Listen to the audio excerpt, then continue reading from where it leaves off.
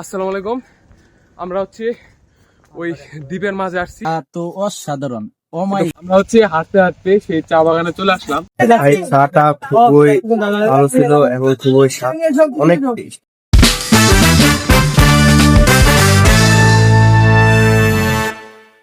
আসসালামু আলাইকুম। আমরা এখন আছি হচ্ছে জাফলং 0 পয়েন্টে। আমরা দুইজন এসছি এখানে।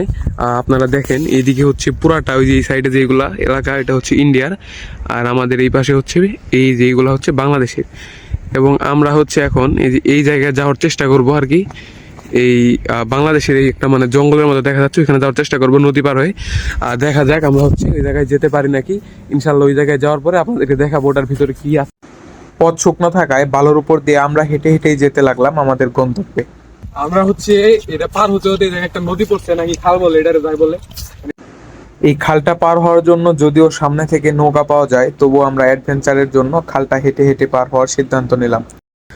এই জায়গাতে হচ্ছে ওই নৌকা দিয়ে আসা যায়, ওইখান থেকে হচ্ছে নৌকা পার হয়ে আসা যায়।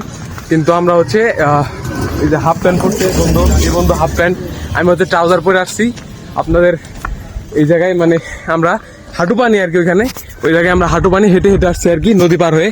এই জায়গায় প্রচুর একটা হিডেন প্লেস, কিন্তু যারা মোটামুটি জাফলং আসে তারা এই জায়গায় মোটামুটি আসে না, বাট আপনারা চাইলে এই জায়গায় আসতে পারেন। হিডেন একটা প্লেস, সামনে একটা এখানে পান গাছ, তারপরে হচ্ছে সুপারি গাছ দেখতে পাচ্ছেন, ওই পাশে হচ্ছে পান গাছ আছে প্রচুর। এখানে মানে একটা অনেক সুন্দর একটা জায়গা, মানে জাফলং আসলে এই জায়গায় আসা আমি মনে করি বাধ্যতামূলক, কিন্তু কেউ আসে না কেন আমি জানি না, হয়তো এটা কেউ মানে এটা সম্পর্কে জানে না, এই জন্য এখানে আসে না। ইনশাল্লাহ আপনারা আসবেন, দেখা হবে।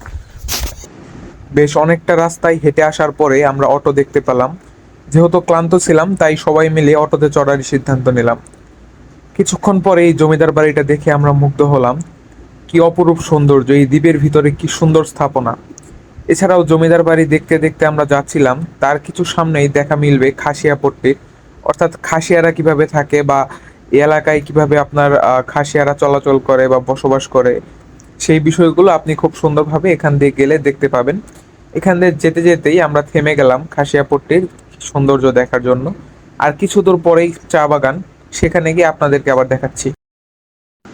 স্বাভাবিকভাবে আমরা যেরকম চা বাগান থেকে অভ্যস্ত, এই চা বাগানটা মোটেও সেরকম ছিল না। সমতল ভূমির উপর অবস্থিত ছিল এই চা বাগানটা। এর বিপরীত পাশে আপনারা ফ্রিতে চা খেয়ে চা দেখে চা নিতে পারবেন। এই জায়গায় আমার এক বন্ধু খাচ্ছে, হ্যাঁ ওনার কাছে শুনে কিরকম ভাই চা কিরকম একটু খাই দেখেন। চা তো অসাধারণ, খান আপনি খাই দেখেন না, সেই সাথ মালটার চারা অনেক সুস্বাদু। আমরা এখানে পল্লী এলাকায় এসে চা বাগানে এসে একটু চা খেলাম।